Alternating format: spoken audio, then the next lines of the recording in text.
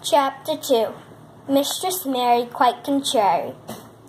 Mary had liked to look at her mother from a distance, and she had thought her very pretty, but as she knew very little of her, she could scarcely have been expected to love her or to miss her very much when she was gone. She did not miss her at all, in fact, and as she was a self-asserted child, she gave her entire thought to herself, as if she has always done. If she had been older, she would no doubt have been very anxious at being left alone in the world.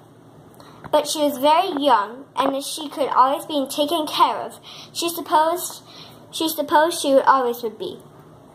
What she thought was she would like to know she was going to nice people who would be polite to her and give her her own way, as if her ayah and the other native servants had done. She knew that she was not going to stay at the English clergyman's house where she was taking up first. She did not want to stay. The English clergyman was poor, and he had 5 children, nearly all the same age, and they wore shabby clothes and were always quarreling and snatching toys from each other. Mary hated their untidy bungalow and was so disagreeable to them that after the first day or two, nobody would play with her.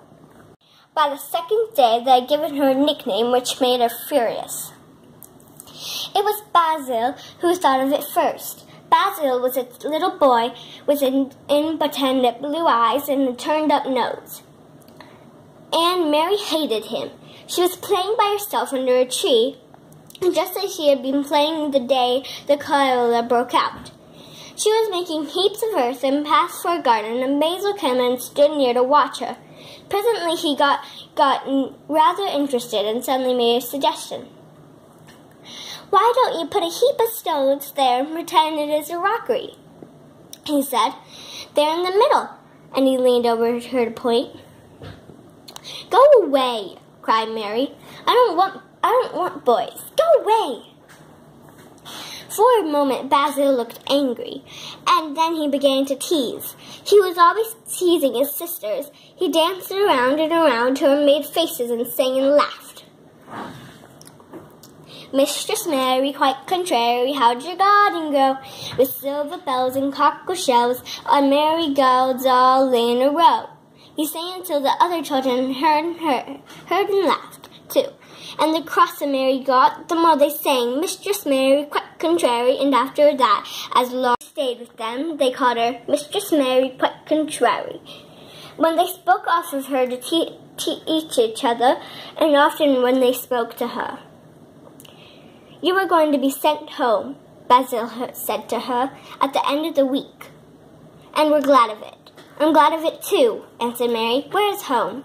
"She doesn't know where home is," said Basil, with 7-year-old scorn. "It's England, of course. Our grandmama lives there, and our sister Mabel was sent to her last year. You are not going to your grandmama. You have none. You are going to your uncle. His name is Mr. Archibald Craven." "I don't know anything about him," snapped Mary. "I know you don't," Basil answered. "You don't know anything. Girls never do. I heard Father and Mother talking about him. He lives in a great, big, desolate old house in the country, and no one goes near him. He's so cross he won't let them, and they wouldn't come if he would let them. He's a hunchback, and he's horrid." "I don't believe you," said Mary, and she turned back and stuck her fingers in her ears, because she would not listen any more. But she thought it over a great deal afterward, and when Mrs. Crawford told her that night she was going to sail away to England in a few days and go to her uncle, Mr. Archibald Craven, who lived at Misselthwaite Manor, and she looked so stony and stubbornly uninterested that they did not know what to think about her. They tried to be kind to her, but she only turned her face away when Mrs. Crawford attempted to kiss her, and held herself stiffly when Mr. Crawford patted her on the shoulder. "She's such a plain child," Mrs. Crawford said pityingly afterward, "and her mother was such a pretty creature. She had a very pretty manner, too, and Mary has the most unattractive ways I ever saw in a child."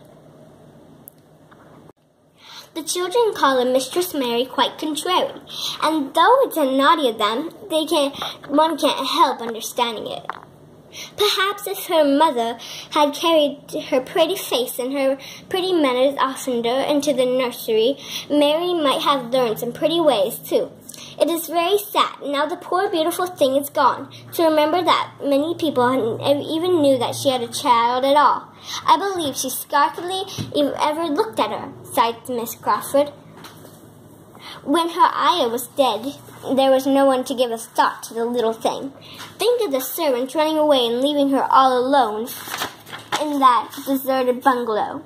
Colonel McCrew said he nearly jumped out of his skin when he opened the door and found her standing by herself in the middle of the room.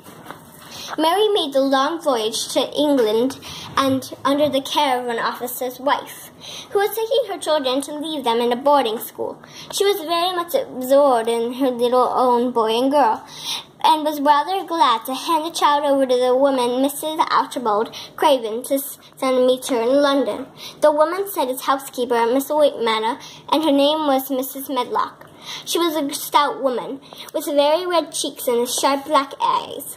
She wore a very purple dress, a black silk mantle with jet fringe on it, and a black bonnet with purple velvet flowers, which stuck up and trembled when she moved her head. Mary did not like her at all, but as is very seldom liked people, there was nothing remarkable in that. Besides, it was very evident Mrs. Medlock did not think that much of her. "My word, she's a plain little piece of goods," she said, "and we had heard that her mother was a beauty. She hasn't studied much of it down. But has she, ma'am? Perhaps she will improve as she grows older," the officer's wife said good-naturedly. "If she were not so sallow and had a nicer expression. Her features are rather good. Children after so much."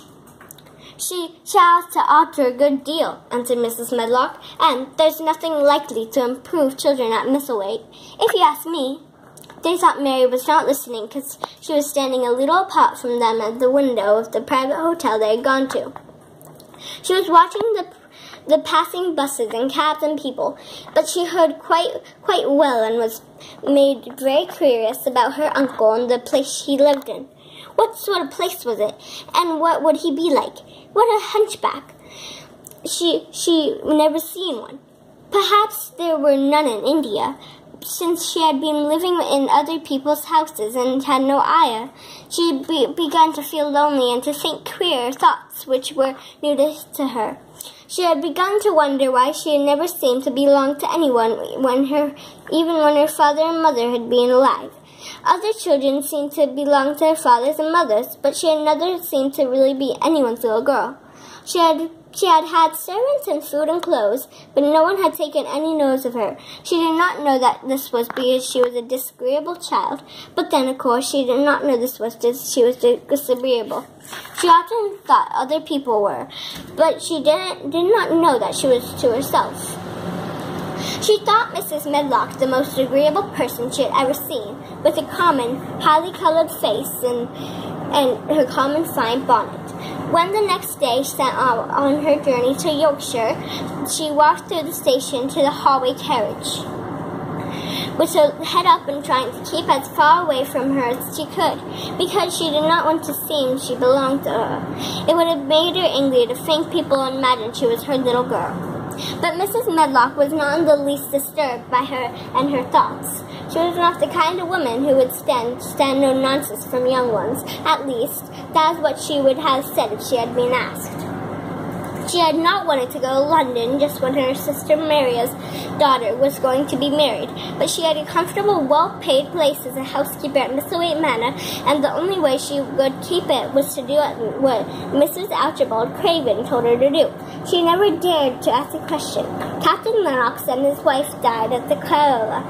Mr. Craven had said in his short, cold way, "Captain Lennox was my wife's better, and I'm their daughter's guardian. The child is to be brought here. You must go to London and bring her yourself." So she packed a small trunk and made the journey. Mary sat in her corner of the railway carriage and looked plain and fretful. She had nothing to read or to look at, and she folded her thin little black gloved hands in her lap. Her black dress made her look yellower than ever, and her limp light hair struggled from under her black crepe hat. A more married-looking young one I never saw in my life, Mrs. Medlock thought. Married as a Yorkshire word and means spoiled and pettyish. She had never seen a child who sat so still without doing anything. And at last she got tired of watching her and began to talk in a brisk, hard voice. "I suppose I may well tell you something about where you are going to," she said. "Do you know anything about your uncle?" "No," said Mary. "Never heard your father and Mary talk about him?" "No," said Mary, frowning. She frowned because she remembered that her father and mother had never talked to her about anything in particular. Certainly they had never told her things. "Huh," muttered Mrs. Medlock, staring at her queer, unresponsive little face. She did not say any more for a few moments and then began again. "I suppose you might as well be told something to prepare you. You are only to a queer place." Mary said nothing at all, and Mrs. Medlock looked rather discomfited by her apparent indifference. But after taking a breath, she went on. "Not but that is a grand big place in a gloomy way, and Mistress Craven proud of it in his way, and that's gloomy enough too. The house is 600 years old, and it's on the edge of the moor, and there's near 100 rooms in it, though most of them shut up and locked. And there's pictures and fine old furniture and things that's been there for ages. And there's a big park round it, and the gardens and trees with branches trailing to the ground, some of them." And she paused and took another breath. "But there's nothing else," she ended suddenly. Mary had begun to listen in spite of herself. It all sounded so unlike India, and anything new rather attracted her. But she did not intend to look as she were interested. That was one of her unhappy, disagreeable ways, so she sat still. "Well," said Mrs. Medlock, "what do you think of it?" "Nothing," she answered. "I know nothing about such places." That made Mrs. Medlock laugh a short sort of laugh. "Eh," she said, "but you're like an old woman. Don't you care?" "It doesn't matter," said Mary, "whether I care or not."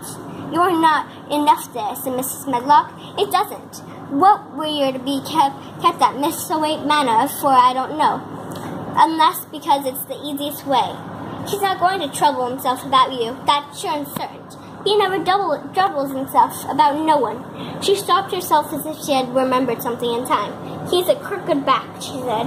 "That set him wrong. He was a sour young man and got no good for all his money and big place till he was married." Mary's eyes turned forward in her spite of intention not to seem to care. She had never thought of the hunchback's being married, and she was a trifle surprised. Mrs. Medlock saw this, and she was a talkative woman, and she continued with more interest. This was one way of passing some of the time, at any rate. She was a sweet, pretty thing, he had loved walked the world over to get her the little grass she wanted. Nobody thought she would marry him, but she did. People didn't marry him for his mother.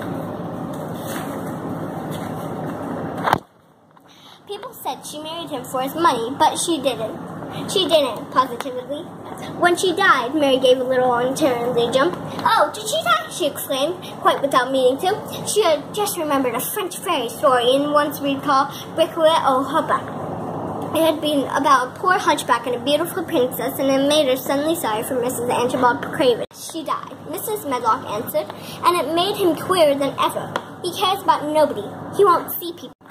Most of the time he goes away, and when he's at Misselwaite, he shuts himself in the West Wing and won't let anyone but Pitcher see him. Pitcher's an old fellow, but he took care of him when it was a child, and he knows his ways." It sounded like something in a book and did not make Mary feel cheerful. A house with 100 rooms, nearly all shut up and with their doors locked, a house on the edge of the moor, whatsoever a moor was. It sounded dreary. A man with a crooked back who shut himself up also. She stared out of the window with her lips pinched together, and it seemed quite natural that the rain should have begun to pour down in grey, steady, slanting lines and splash and stream down the window panes. If the pretty wife had been alive, she might have made things cheerful by being something like her own mother, and by running in and out, by going to parties, and as she'd done in frocks full of lace. But she was not there anymore. You needn't expect to see him, because 10 to 1 you won't, said Mrs. Medlock, and you mustn't expect that there will be people to talk to you. You'll have to play about and look after yourself. You'll be told what rooms you can go into and what rooms you're to keep out of. There's gardens enough, but when you're in the house, don't go wandering and poking about. Mrs. Craven won't have it. I shall not want to go poking about, said sour little Mary, just as suddenly she began to be rather sorry for Mrs. Archibald Craven. She began to seize and to be sorry and think she was unpleasant enough to deserve all that happened to him. And she turned her face toward the streaming panes of the window of the hallway carriage and gazed out the gray rainstorm, which looked as if it would go on forever and ever. She watched it so long and steadily that the grayness grew heavier and heavier before her eyes, and she fell asleep. End of chapter 2.